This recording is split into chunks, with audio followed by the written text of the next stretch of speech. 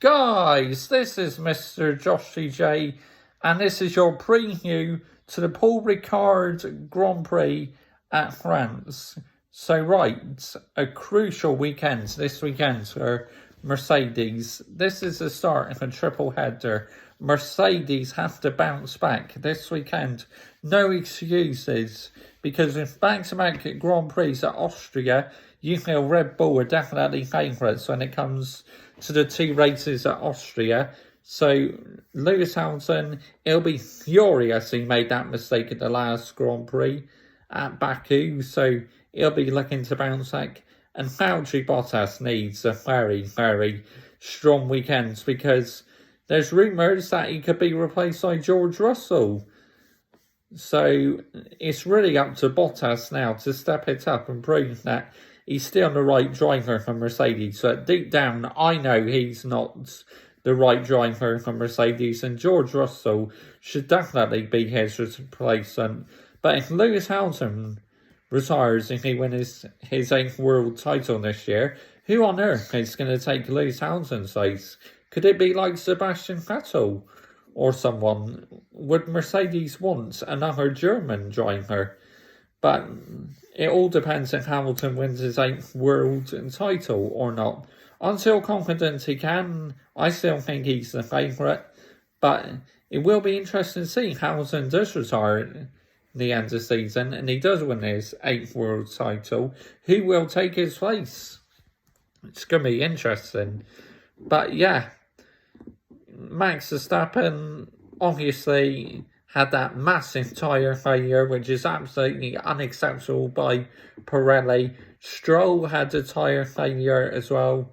Again, unacceptable by Pirelli. And some serious questions need to be asked about them.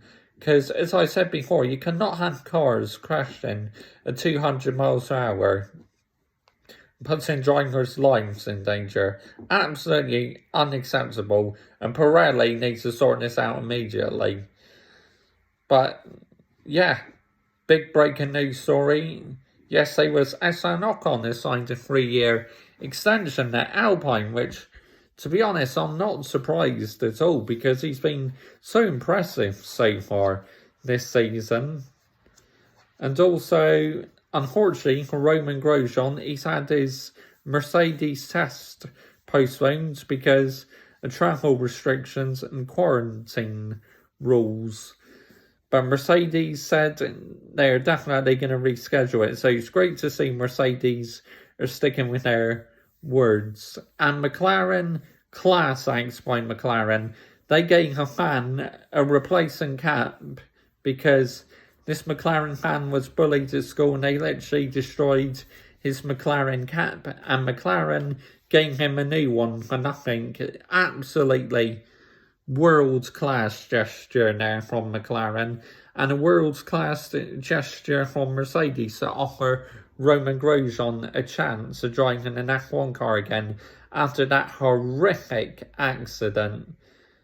But my qualifying prediction for this weekend is Lewis Hamilton first, Max Verstappen second, Valtteri Bottas third, Leclerc fourth, Norris fifth.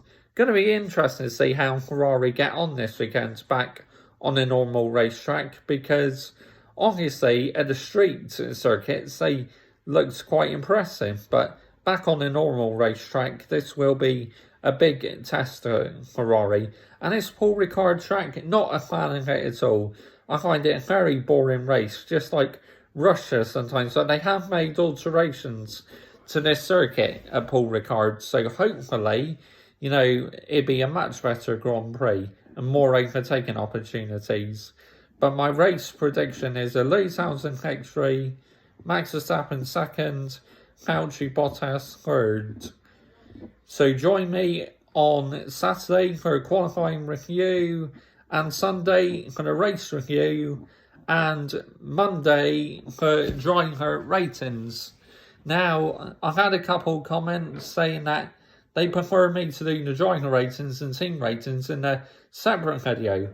And I quite like the idea as well. It's a much better format. So from now on in the reviews, I'll just talk about the race. and the driver ratings and team ratings I will do in separate videos. So right, obviously with no Manchester United to play in at the moment, it gives the opportunity to record videos if I do driver ratings and team ratings in a separate video.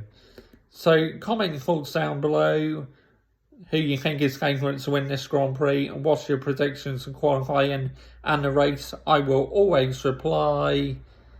And yeah, join me tomorrow for my match review of England against Scotland in the Euros.